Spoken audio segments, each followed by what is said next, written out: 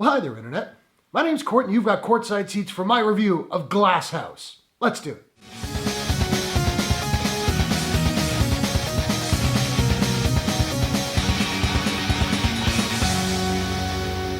Glasshouse is a drama sci-fi thriller from co-writer and director Kelsey Egan. The film stars Jessica Alexander, Kitty Harris, Hilton Pelser, Anja Taljaard, Brent Vermeulen, and Adrienne Pearce. Confined to their glass house, a family survives the shred, a toxin that erases memory, until the sisters are seduced by a stranger who shatters their peace and stirs a past best left buried. So welcome back to my ongoing coverage of Fantasia Festival. If you're into genre stuff like fantasy, sci-fi, and horror, this is a great festival for you. And check back because I still have a little bit more coverage coming to this channel soon. And this is another movie that I went into pretty cold. I hadn't seen a trailer.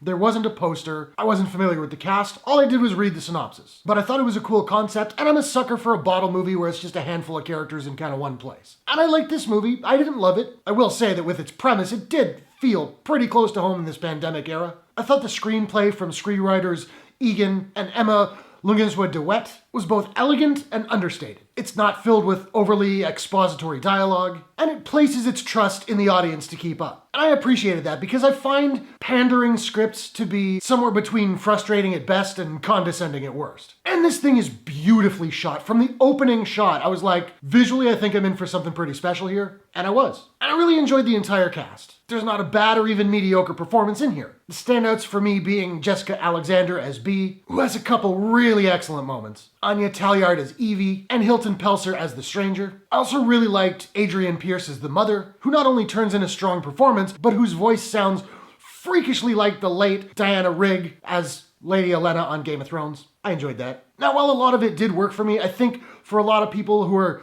looking at this movie as a pandemic-era sci-fi thriller, probably be disappointed. The sci-fi element really is just that this toxin is a thing, and it's not even that big of a plot point. It's in there, but it's really kind of more the backdrop that this film is set against. We kind of only really see its aftermath, so if you're going into this movie thinking it's going to be like a contagion or an outbreak, it's not going to work for you. I think even calling it a thriller is a bit of a stretch. It's really more of a family drama. Now, the pacing of this film is purposefully slow and methodical. The movie's only 94 minutes. It does feel a little bit longer. I think that won't work for some. It didn't necessarily work for me. I found the movie slowed down considerably in the second act. It does pick up in the third act, however. And I really liked the ending, which, not to give anything away, but it kind of gave me a What Dreams May Come vibe.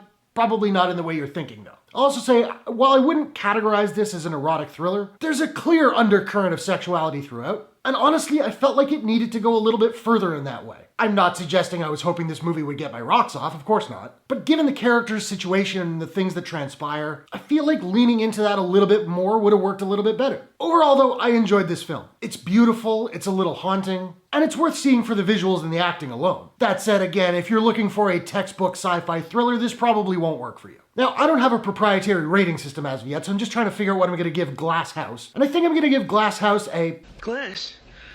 Who gives about glass? ...out of 10. So now I want to know, are you looking forward to Glasshouse?